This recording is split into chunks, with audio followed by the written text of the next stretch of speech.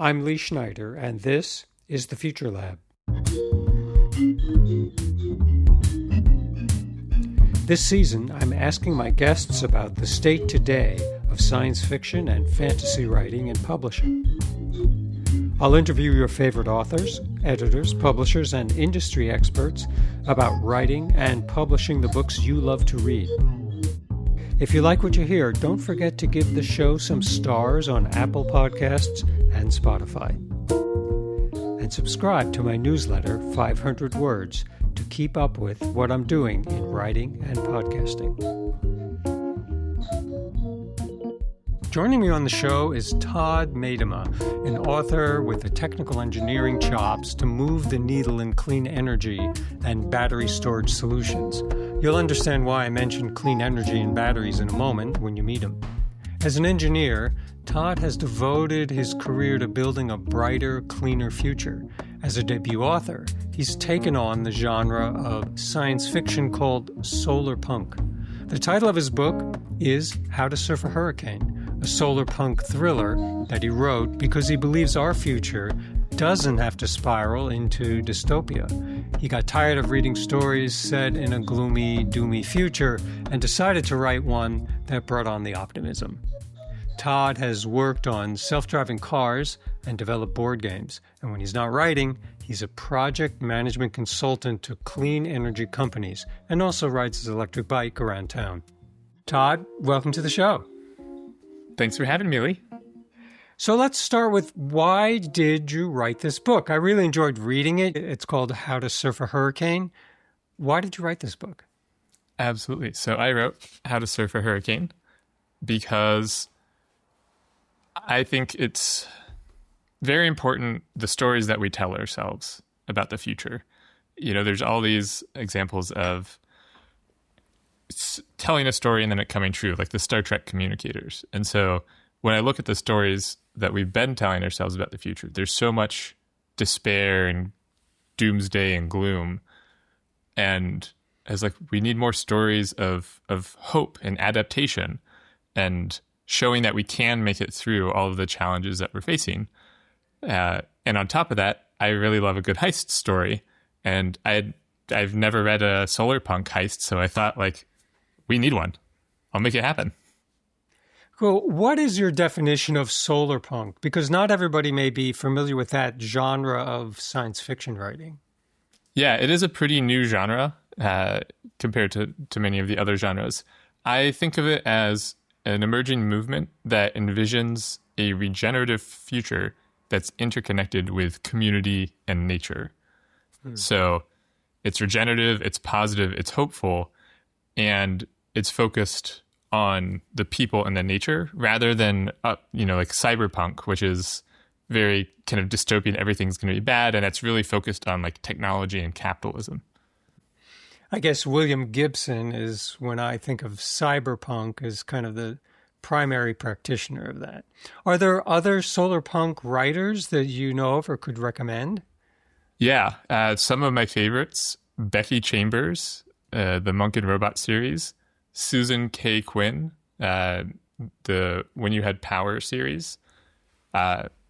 Also, there's some great movies like Zootopia and Flow that I think strike the right chord there as well. Yeah. You have a very interesting background that's technical engineering, product management.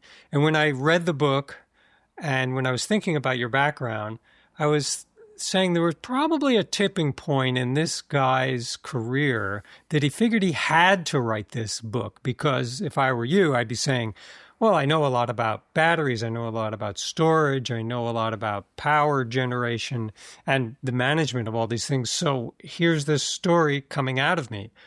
Do I have that right? Was anything like that at all? It was actually kind of the opposite, in backwards. I came into this from a climate perspective first, and that is how I got into working in clean energy. I was like, I want to use my engineering skill set to help make the world a better place. I did a lot of research. Clean energy was like, wow, moving the needle a small bit here will have a huge impact. And so then I came to the book with the same climate perspective of, how do I have a positive impact in climate? Well, there seems to be a big gap in terms of storytelling. telling these stories of like, hey, we can do this. And then it just so happened, I have this engineering background. Like, well, I guess I will write a book that takes advantage of all of these things that I know about the world. Yeah, it's very adept and smooth is maybe the word.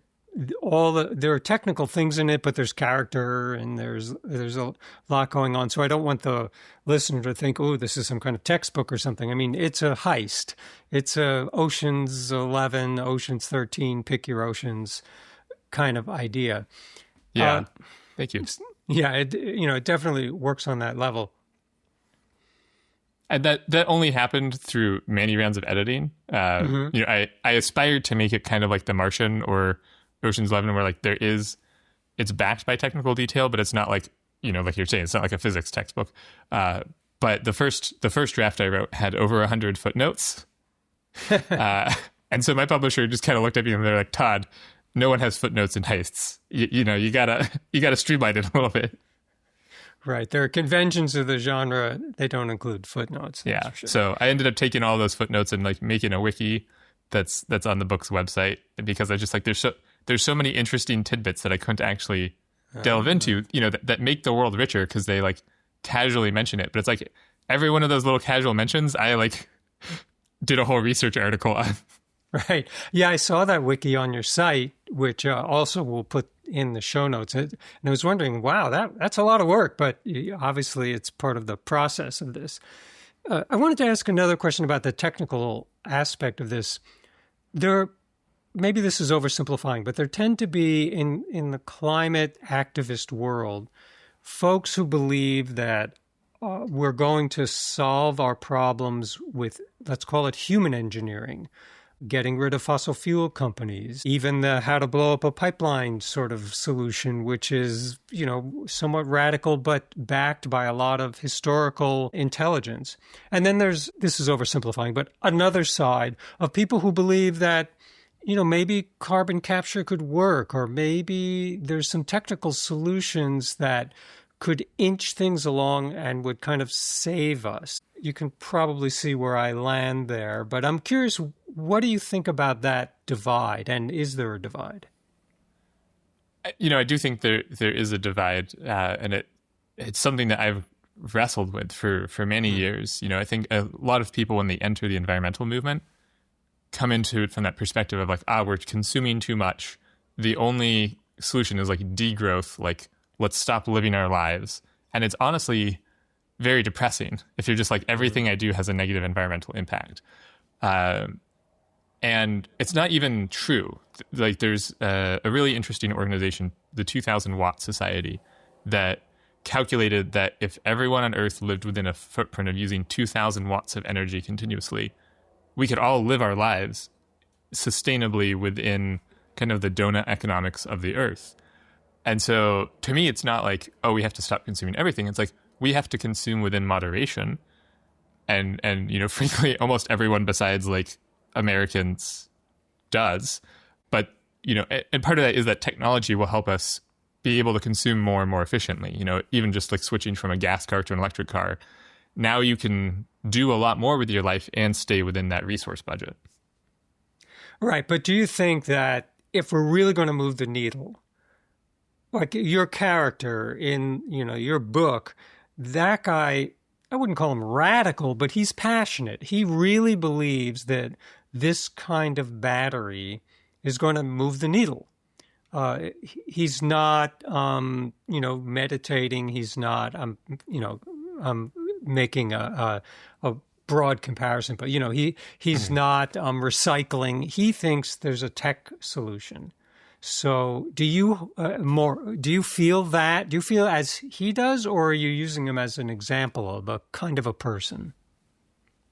Somewhat both. I think in the book he's actually pretty clear about the things that his technology will move the needle on. He's like, this will help electrify shipping and long distance flight.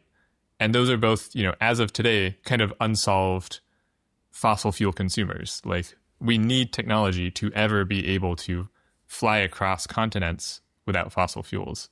At the same time, there's also like a lot of things that we can do on like a more individual and local level. We can do with the technology we have today So it's some of both. And to me, the reason that I told this story was like to demonstrate that we can take action with whatever skills we have. You know, there's frankly not a lot of books that show like an engineer taking a huge action. And so this is like, you know, even if you've never done like a heist before, like you can do it. You know, even if you've like never convinced your like local municipality to like increase bus service, you can do it. Like we can all take actions that move it forward, move that needle just a little bit at a time. And eventually with a bunch of 1% nudges, we'll get there. There's a wonderful thing that fiction can do, which is show characters getting themselves in deep trouble and figuring out a way to get out of that trouble. And that becomes a model really for us readers to think about, well, if I were in that situation, what would I do? It's the classic Aristotelian, you know, we feel what the characters feel on stage. So this book does that in a way that allows us to enter the mind of an engineer, kind of a marketer, kind of a product manager sort of guy, Morrow, who is no spoilers here, but just to give people a taste of the plot, he's a younger member of a powerful energy family, and he's a bit of a visionary, a bit of a rebel, and is locked out by the older members of the family from doing what he wants to do.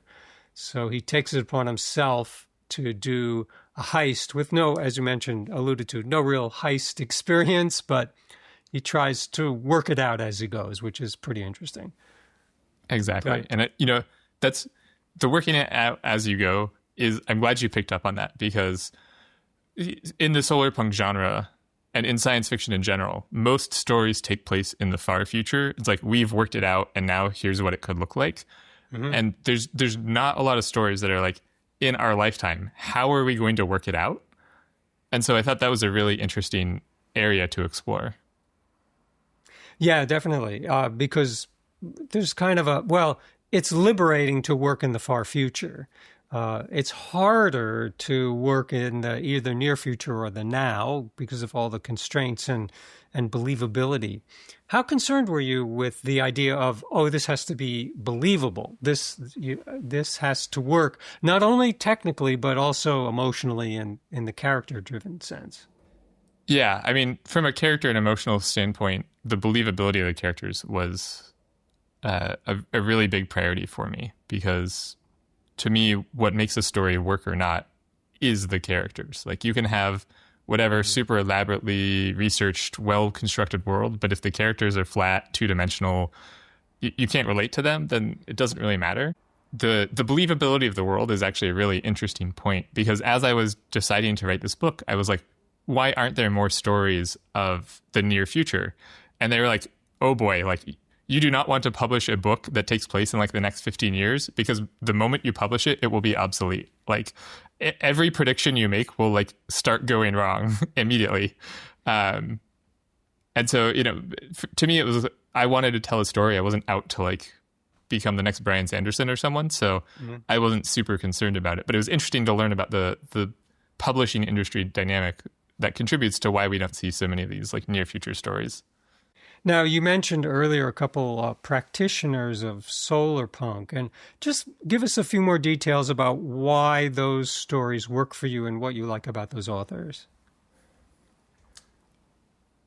So Susan K. Quinn, Becky Chambers, I think both have this almost like rebellious idea that the future can be cozy, which is like, I really haven't seen it in many other places, but they're just like, you know, what if in the future, like, you can just like have a starship and like do whatever you want with it, and like have your friends over and like have like a prairie full of wildflowers inside of your starship, and just kind of these like rebelliously relaxing ideas that I think now more than ever we need. I like that, rebelliously relaxing. It's true that there is kind of a rebellion maybe, but they see room for the humanness, because our world is becoming so technically driven and so driven by software predicted even a few years ago, everything will be software. But the human part of it, the writers who are picking up on the human part of it and enjoying and expanding on our humanness, it works. It works in the Becky Chambers. I've read some of those Monk and Robot stories, and it definitely works. Yeah, and one of the ideas that I really love that they explore is just like, what is enough? Like, what brings us joy? Because, to your earlier point of like consumption and individual action versus technology, like one of the key contributors to that is like us as individuals, how much consumption is enough to bring us happiness? And by telling these stories of like, hey, like you can just like travel the world with a tea cart, like giving tea to people and like hearing these interesting stories. And it's like, yeah, you don't need a private jet and a yacht to be happy. Like maybe we should reset our expectations and like be just as happy and consume way less. Yeah, definitely. Now, I asked you a couple of questions before we started, and one was if you could have written any book in any genre or age, what would it be? And your answer kind of surprised me. So I want you to give that answer and elaborate on that a little. Yeah, so Ken Follett is this author who writes these amazing historical fiction. He did one about the cathedrals of Europe in the Middle Ages. He did one about World War I and World War II. And they are just like, even just thinking about them gives me tingles because they are so elaborately beautiful and well-researched. You're following like a dozen different characters throughout history who just like happen to run into each other at these like pivotal moments. But you also get these like really just mundane insights into like what it was like to be a peasant. And man, to write something like that would just bring me so much joy.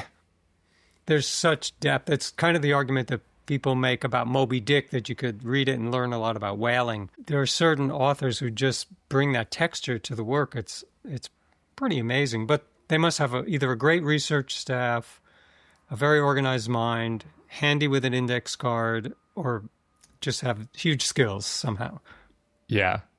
And so when I started writing How to Surf a Hurricane, my initial idea was actually to write something of that magnitude. And a few months in, I realized just how absolutely insanely ambitious that would be. So I kind of scaled it back to like, okay, like let's keep it simple, like fast and short heist. But I think in a way, setting my sights that high initially pushed me to like build out a world and a cast of characters that was much richer than if I just been like, I'm going to write a heist. How do I quickly write a heist? Right. Definitely. Because it's always good to know more than you put on the page. You need to know more about the people, and they need to be even as multidimensional as possible before you start writing about them. Otherwise, it does, especially in the heist format, I imagine, which is very directive and, it's one plot point follows another. It could be tempting to sort of thin out the characters, but you have to keep that in, which you've done well, kind of finding a balance there. Yeah, it's almost like cooking. You want to start with something rich and then reduce it. If you start with something that's mediocre, then like there's nothing to reduce to. It's just water. Right. A good novel is like making a good stock. What does your writing studio look like? It is literally just a laptop. I have a MacBook that I take with me everywhere, and I try to write like 15 minutes a day at least. Sometimes it's more, but sometimes it's just like that's all I got.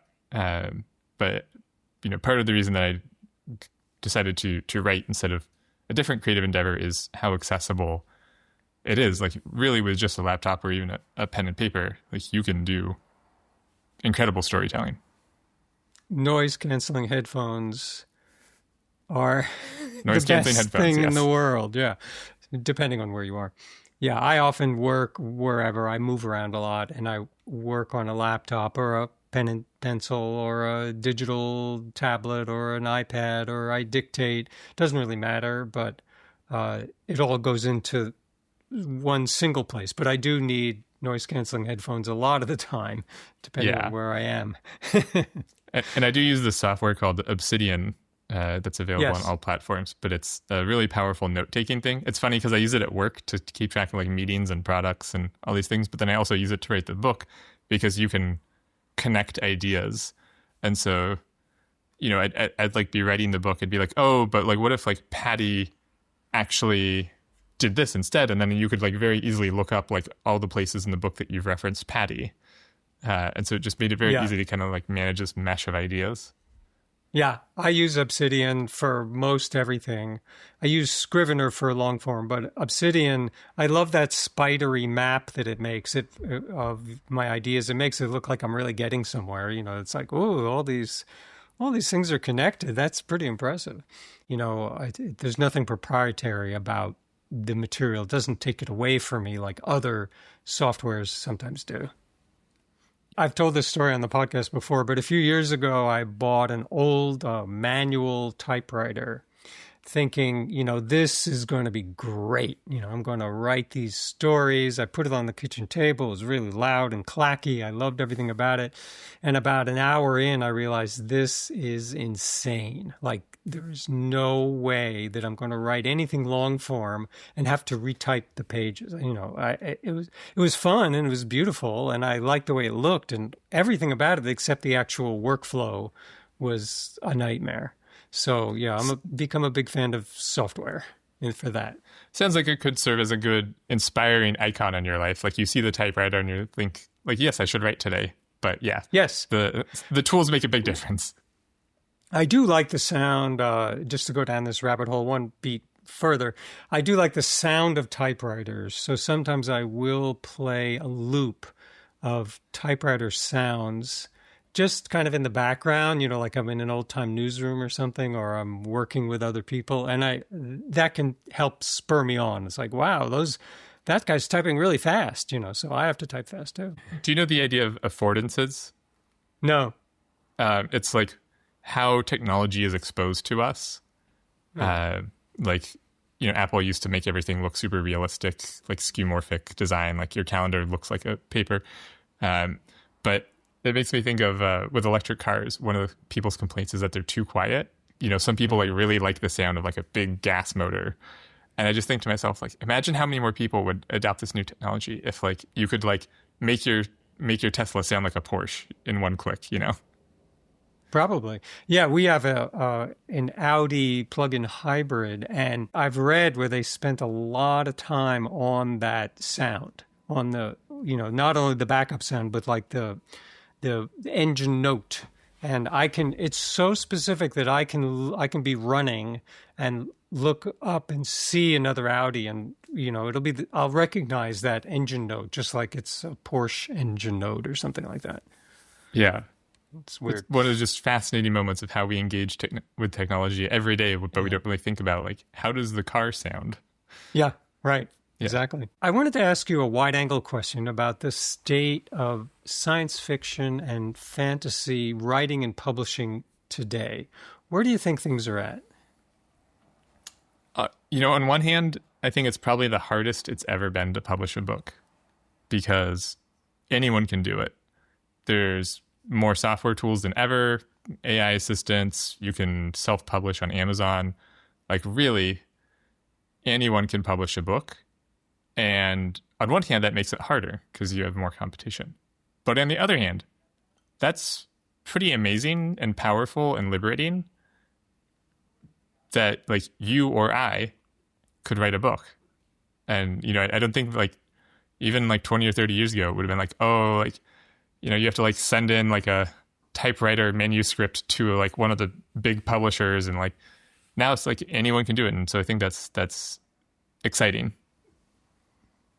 Yeah, definitely. It makes the field broader, but at the same time, I take the view that writing is wonderful. It's soul nourishing. Everyone, if they can do it, should do it, or should at least give it a try. And it beats standing on the corner and handing out a mimeograph sheet or a Xerox or something. These methods of distribution, compromised as they are at times, are really valuable. They really help people. And that's a good point too. I think you should always first and foremost write for yourself.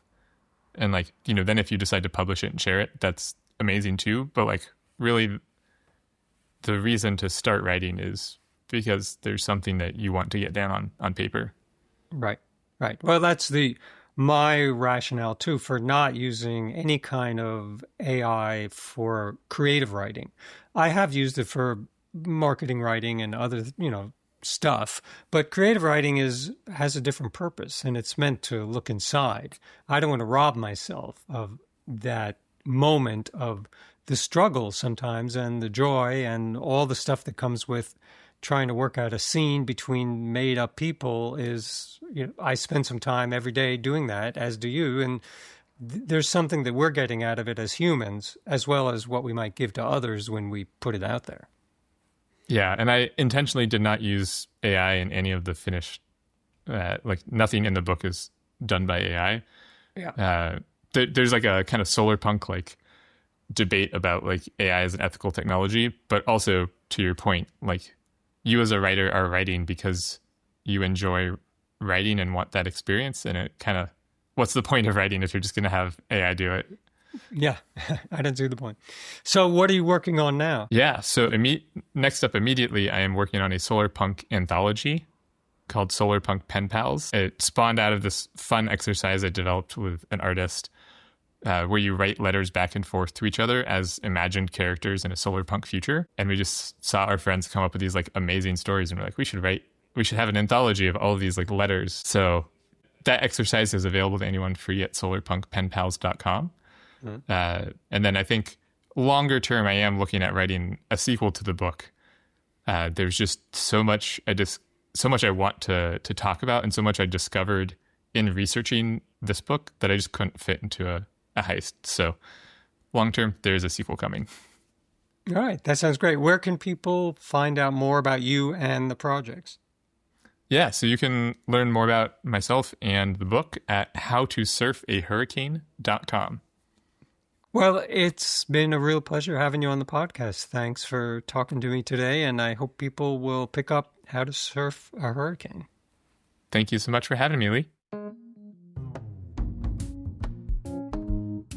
Thanks for listening to The Future Lab. You can subscribe on Apple Podcasts, Spotify, or YouTube. And if you take a moment to leave a rating or review, it helps more people discover the show. For more of my work, you can sign up for my newsletter, 500 Words, or visit leeschneiderbooks.com to explore my books. I'm Lee Schneider. See you next time inside The Future Lab.